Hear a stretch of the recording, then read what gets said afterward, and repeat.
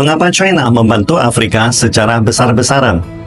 Tahukah Anda bila kunjungan tahun baru pertama ke negara-negara Afrika yang dilakukan Menteri Luar Negeri China telah menjadi tradisi negeri panda selama 34 tahun berturut-turut?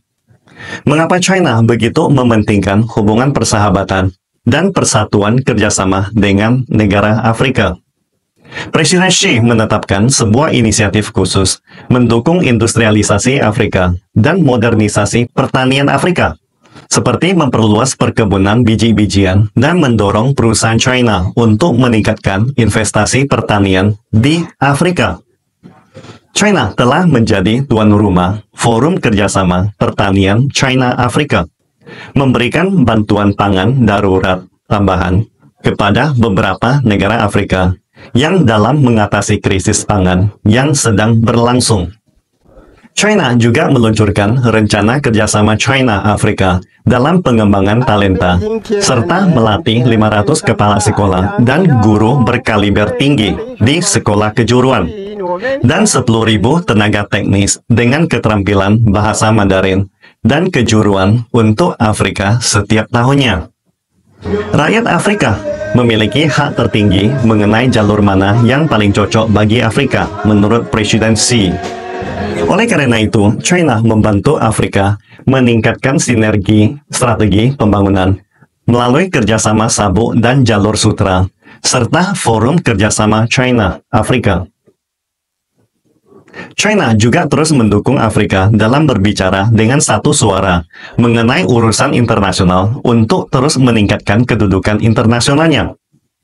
Presiden Xi menambahkan, China aktif mendukung keanggotaan penuh Uni Afrika dalam kelompok G20. China juga mendukung pembentukan pengaturan khusus mengenai reformasi Dewan Keamanan PBB demi memenuhi aspirasi Afrika sebagai prioritas.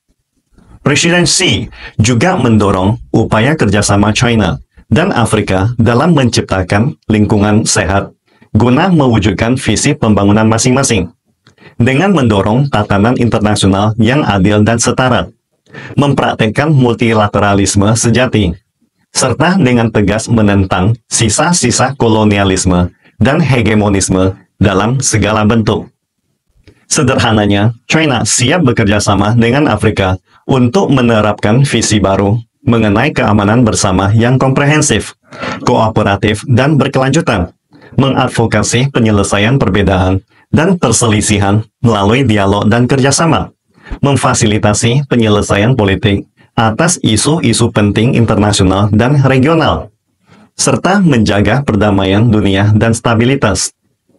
Banyak netizen dunia mungkin sampai hari ini masih tidak mengerti mengapa China memberikan bantuan besar-besaran kepada Afrika, termasuk sebagian warga China tentunya. Mereka berpikir ada banyak warga yang masih kesulitan dalam membeli rumah atau membayar biaya medis. Jadi, mengapa setiap tahun China menghabiskan banyak uang untuk membantu Afrika? Apa sih sebenarnya arti dari bantuan ini bagi China? Hari ini kita akan membahas betapa pentingnya Afrika bagi ekonomi China. Secara historis, China telah memberikan bantuan ke banyak negara di dunia. Dan kadang-kadang ada beberapa negara yang tidak tahu berterima kasih atas bantuan ini. Contohnya adalah Vietnam dan Albania, yang membuat banyak orang China merasa sangat kecewa. Hal ini menyebabkan banyak netizen China menjadi semakin sensitif dan bahkan menolak pemberian bantuan ke luar negeri, terutama bantuan untuk Afrika. Di mata banyak netizen, bantuan China ke Afrika adalah proyek besar untuk membantu membangun infrastruktur, jalan raya, rel kereta api, gedung sekolah, perkantoran, dan jembatan di sana. Mengapa tidak menggunakan uang tersebut untuk membantu daerah terpencil di dalam negeri China sendiri? Untuk memahami alasan di balik bantuan ini, kita perlu melihat kembali ke Perang Dunia Pertama. Mengapa Perang Dunia Pertama terjadi? Penyebab utamanya adalah kebangkitan Jerman.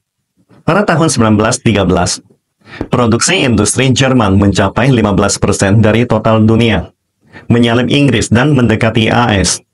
Produksi baja tahunan Jerman mencapai 18 juta ton.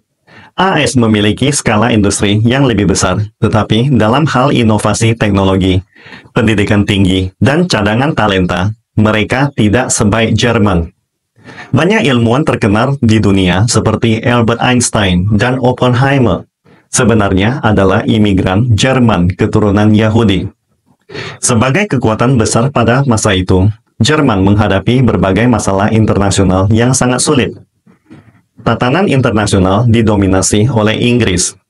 Perusahaan Jerman harus menggunakan pound sterling dalam perdagangan internasional dan bahan baku utama di seluruh dunia yang dikuasai oleh Inggris dan Prancis. Namun, Jerman yang memiliki industri manufaktur terbesar di Eropa membutuhkan pasar luar negeri yang sangat besar, yang sudah dikuasai oleh Inggris dan Prancis. Oleh karena itu, Jerman menuntut pembagian ulang dunia berdasarkan kekuatan dan posisi mereka, yang akhirnya menyebabkan Perang Dunia Pertama. Situasi China saat ini sangatlah mirip dengan Jerman sebelum Perang Dunia Pertama. Sistem perdagangan internasional yang dipimpin oleh AS telah menggantikan sistem kolonial Inggris. Sumber daya mineral dan pasar berkualitas di dunia telah dikuasai oleh negara-negara barat, termasuk minyak Timur Tengah, karet Asia Tenggara, tambang emas Afrika, dan tambang besi Australia. China sebagai negara industri terbesar di dunia hari ini membutuhkan banyak energi dan bahan baku industri. Afrika memiliki banyak sumber daya yang belum dieksploitasi, namun kebanyakan dijajah dan dikuasai oleh negara barat. Daerah-daerah terpencil yang belum dieksploitasi dan tidak ingin dibangun negara barat memiliki biaya tinggi dan tingkat kesulitan pengembangan yang sangat besar. Namun, China tidak punya pilihan selain mengembangkan sumber daya ini untuk memenuhi kebutuhan industrinya. Sebagai contoh, tambang besi Simandou di Afrika yang memiliki cadangan terbesar di dunia. Hak eksploitasi dimiliki oleh perusahaan China. Perusahaan barat tidak mengeksploitasi tambang ini karena lokasinya yang sangat jauh di pedalaman Afrika, tanpa jalan atau rel kereta api, sehingga membutuhkan investasi sangat besar dengan biaya tinggi dan laba yang sangat rendah.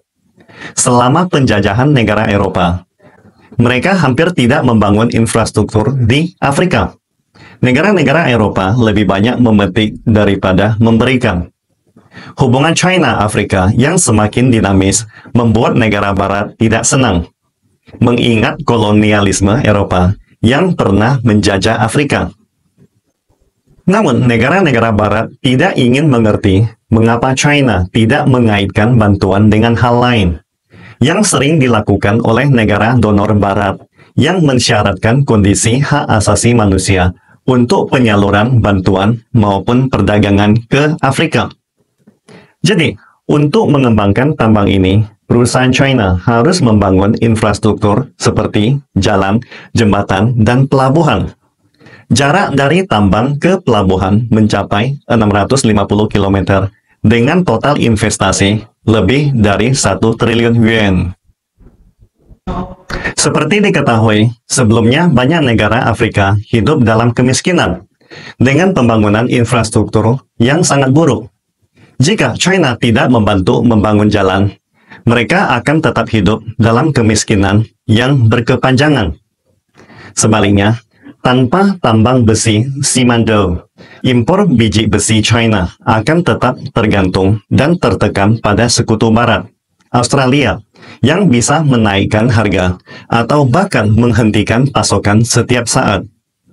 Mengembangkan tambang ini dapat menekan harga biji besi Australia dan memperluas saluran impor China, menjamin keamanan produksi industrinya. Di era energi baru, tambang nikel, mangan, tembaga, dan litium sangatlah penting. Jika China tidak mengembangkan tambang di Afrika, bukankah harus membeli dari negara-negara barat dengan harga tinggi? Pembangunan infrastruktur di Afrika tidak hanya membantu negara-negara tersebut keluar dari kemiskinan, tetapi juga membuka pasar bagi produk China seperti pakaian, ponsel, dan peralatan rumah tangga. Selain itu, proyek infrastruktur ini menggunakan peralatan dan tenaga kerja setempat, yang juga menciptakan lapangan kerja bagi Afrika. Memiliki hak eksploitasi sendiri sudah pasti memerlukan investasi awal yang sangat besar. Tetapi, biaya pembelian di kemudian hari jadi lebih rendah, yang secara signifikan menurunkan biaya produksi industri China. Dalam hal ekspansi pasar ekspor, China juga menghadapi situasi serupa. AS memberlakukan tarif tinggi 100% pada mobil listrik China. Jadi, kemana lagi China bisa menjual mobilnya selain ke Afrika, ASEAN, Rusia, dan Amerika Latin? Kesimpulannya, hubungan China-Afrika mulai menjadi pusat perhatian pada November 2006, ketika 48 kepala negara menghadiri pertemuan di Beijing. Ibu kota China saat itu dihias dengan eksotisme Afrika saat pertemuan berlangsung. Dan setelah penyampaian pidato-pidato, sejumlah kesepakatan dicapai. Sebenarnya, China memiliki sejarah keterlibatan di Afrika dengan proyek-proyek bantuan sepanjang tahun 1960-an. Di antaranya adalah jalan raya yang menghubungkan Zambia dan Tanzania, yang diperbaiki oleh perusahaan China.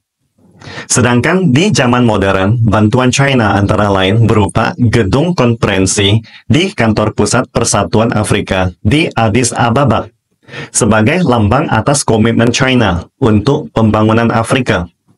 Bantuan China ke Afrika tidak hanya membantu negara-negara tersebut keluar dari kemiskinan, tetapi juga memastikan pasokan bahan baku dan energi untuk industri China. Selain itu, bantuan ini juga membuka pasar ekspor untuk produk industri China. Tanpa hal-hal ini, industri manufaktur China akan seperti istana di atas awan.